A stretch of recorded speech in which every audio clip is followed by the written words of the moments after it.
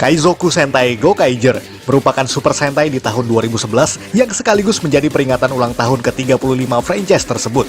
Dan tidak terasa, sudah 10 tahun berlalu semenjak debut penayangannya dulu.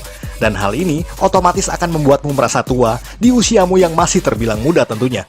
Anyway, Gokaiger memang punya banyak sekali kejutan mengingat ia berada di tahun anniversary. Bahkan hingga kini, Gokaiger masih ditonton oleh sebagian besar fans, baik yang baru menyaksikannya atau hanya sekedar menonton ulang demi bernostalgia masa-masa indah tersebut. Itu semua bukan tanpa alasan. Bahkan para fans menggadang-gadang Gokaiger sebagai anniversary Super Sentai terbaik bahkan hingga hari ini. Benarkah demikian? Itu semua kembali pada opini masing-masing penonton. Akan tetapi, apa saja yang membuatnya tetap menarik disimak walau telah berlalu 10 tahun? Semua kita rangkum ke dalam 5 alasan mengapa Gokaiger masih merupakan anniversary Super Sentai terbaik versi Tokuvex Indonesia.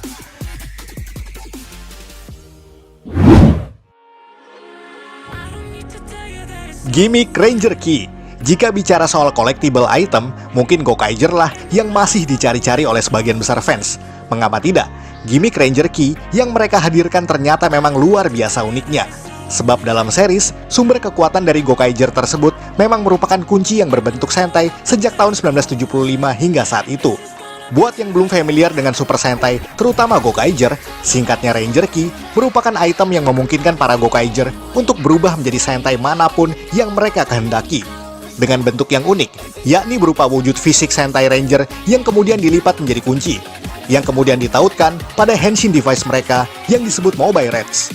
Tentu saja Ranger Key tersebut adalah langkah nostalgia kepada para penonton, karena mereka bisa berubah menjadi Sentai favorit masa kecil setiap orang. Dan itu adalah konsep yang luar biasa pada saat itu. Maka dari itu, Gokaiger tepat sekali bisa menyasar kepada penonton baru ataupun penonton lama yang sudah beranjak dewasa. Karena bisa memunculkan rasa rindu akan Sentai-Sentai terdahulu, dengan penyajian yang lebih modern tentunya. Seakan-akan Gokaiger mampu mengkolaborasikan setiap apa yang ada di franchise ini ke dalam satu season. Bahkan setelah berakhirnya season ini pun, ada beberapa gimmick Ranger Key yang dibuat sebagai tribute untuk Sentai setelah Gokaiger. Itulah mengapa Ranger Key masih menjadi favorit bagi kolektor mainan.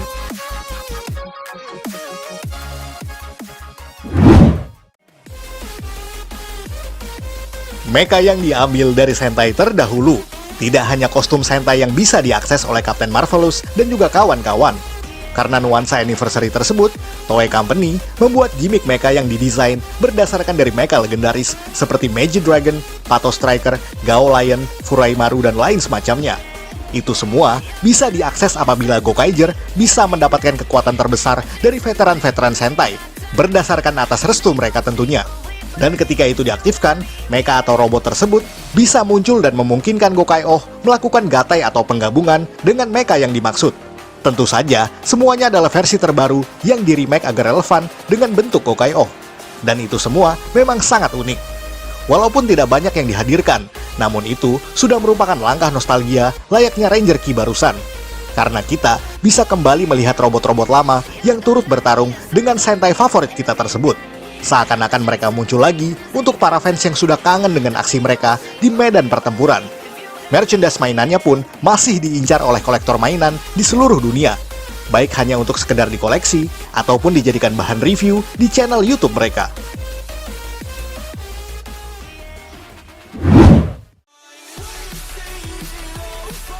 Penokohan yang unik. Kembali lagi, karena semuanya dalam suasana anniversary, maka seluruh penokohannya dibuat berdasarkan karakteristik anggota Sentai pertama, yakni Himitsu Sentai Go Ranger. Misalnya, Captain Marvelous Sang Gokai Red yang karakternya dirancang berdasarkan Tsuyoshi Kaijo, aka Ranger, dengan personality yang karismatik, serius, dan juga leader yang tangguh dalam memimpin timnya. Kedua-duanya juga punya masa lalu di mana mereka kehilangan orang terdekat mereka. Sama halnya dengan tokoh lain, di mana Joe Gipken, Sang Gokai Blue, adalah versi modern dari Akira Shinmei, Sang Ao Ranger, di mana ia dingin, pendiam, penyendiri, serta sering membantah Ranger merahnya sendiri.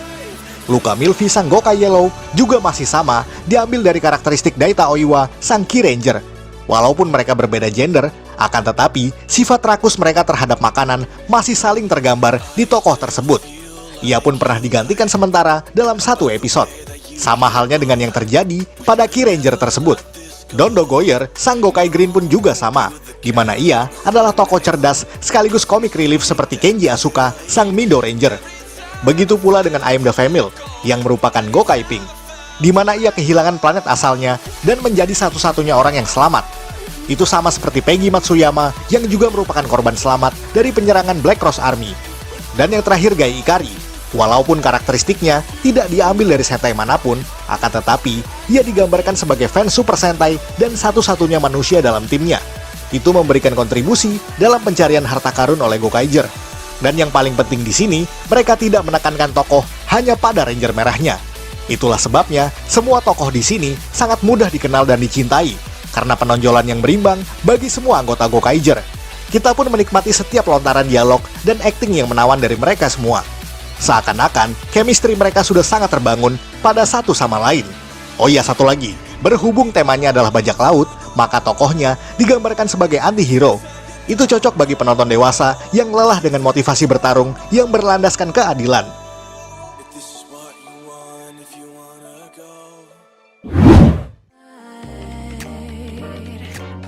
Penulisan cerita yang rapi masih ada hubungannya dengan segmen sebelumnya tadi.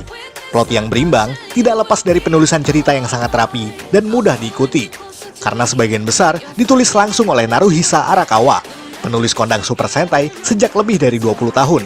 Maka dari itu, pengetahuan beliau akan cerita Sentai-Sentai lama memang sangat berguna untuk pembentukan plot bagi tiap-tiap episode Gokaiger, karena ia sudah sangat familiar dengan apa yang ia tulis sebelumnya. Uniknya di sini, seperti kebanyakan Sentai era 2000-an lainnya, Gokaiger memiliki plot campuran, di mana meskipun maju ke depan, origin story tiap personilnya akan terungkap satu persatu.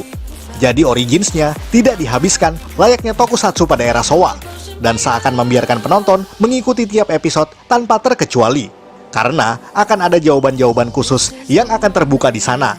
Ini memang bukan hal baru di Sentai series. Terbukti, pada 5 tahun sebelumnya, di serial Gogo Sentai Bokaiger pun juga turut menghadirkan pola pengembangan cerita yang sama. Hanya saja, Gokaiger sepertinya mampu menggabungkan seluruh aspek baik dari Sentai-Sentai lainnya, sehingga apa yang kita mau selama ini bisa terwujud di Sentai ke-35 tersebut. Dan lagi, seluruh episodenya mampu disajikan dengan sedemikian rapi, dengan tribute khusus bagi Sentai lain sebelumnya.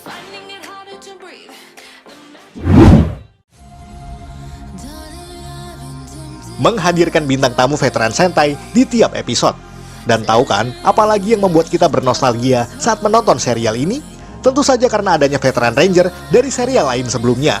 Tidak seperti Bokaiger yang juga menghadirkan aktor-aktor dari Sentai terdahulu, namun berperan sebagai karakter lain. Di Gokaiger, kita akan melihat Ayumi Kinoshita sebagai Jasmine Deka Yellow, Ryuji Saine sebagai Ban Deka Red, atau Yuji Kishi sebagai Kyosuke Red Racer, dan tentunya masih banyak yang lainnya.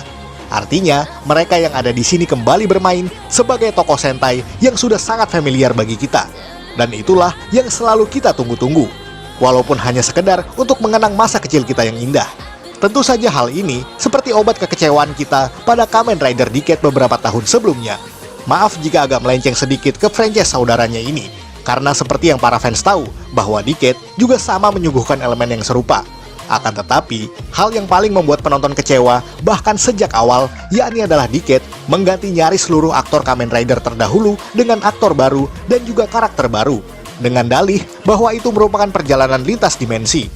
Bukan maksud untuk menjelek-jelekan Decade, namun dengan adanya Gokaiger menjadi semacam pengobat rasa kecewa kita, sekaligus penyembuh rasa kangen. Karena kembali lagi, bahwa nyaris seluruh 34 season Sentai sebelumnya diwakilkan oleh veteran aktor yang dihadirkan nyaris pada tiap episode dan juga movie. Itulah mengapa kita nyaris tidak ingin melewatkan satu hal pun yang berhubungan dengan Gokaiger.